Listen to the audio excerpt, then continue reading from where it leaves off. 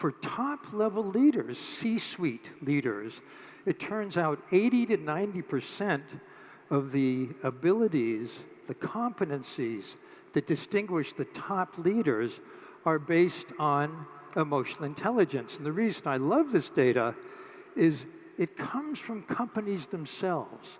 They do this for proprietary reasons. They don't share the data usually. They do it because they want to know, in our sector, in our company, in our culture, what are the abilities that set the top 10% apart from the average? We want to know that because we want to hire people that look like that. We want to promote people as high potentials who have those abilities. And we want to especially be sure that we're developing these for our top leaders. And those of you who are coaches, please pay careful attention, because this is what companies have found around the world, that it's these skills, which I'll go into in more detail, of emotional intelligence that make people the most outstanding leader. So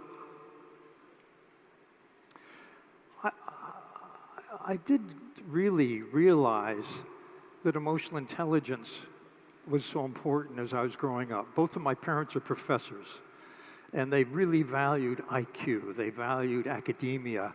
They valued intellectual excellence. But I started noticing things. For example, I grew up in a farm region in California.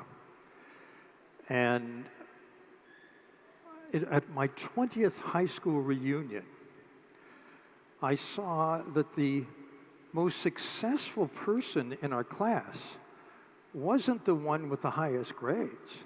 It wasn't the one with the highest test scores. It was someone who I actually had known very well, who was a very good person, someone that you enjoyed being with, who really listened, who really was empathetic.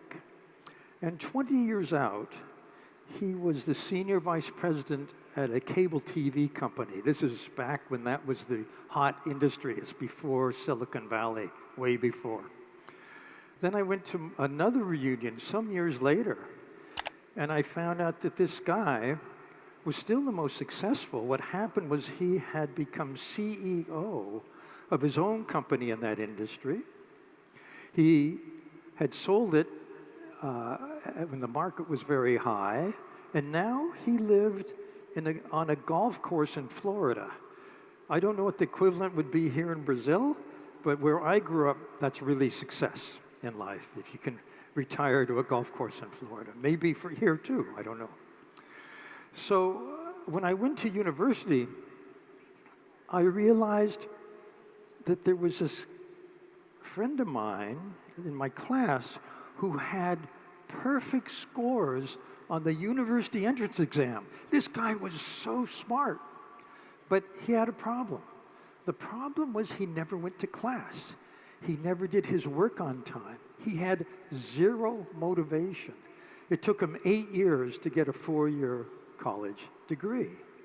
So my first friend had a lot of emotional intelligence. My second friend had a real problem. And this is, for coaching particularly, it's really key to understand what is the profile of strengths and limitations of the person I'm coaching.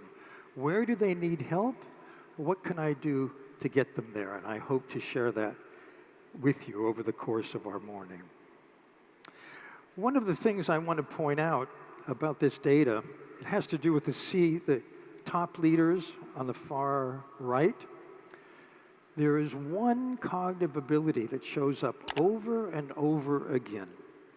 And this is sometimes called big picture thinking or systems thinking or pattern recognition.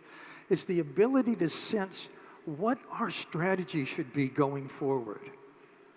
But once you know your strategy, you can only get there through people. You have to do what? You have to listen, you have to persuade, you have to communicate.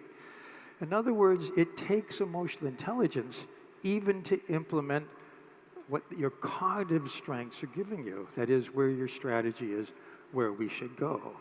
So now that companies are recognizing the importance of these abilities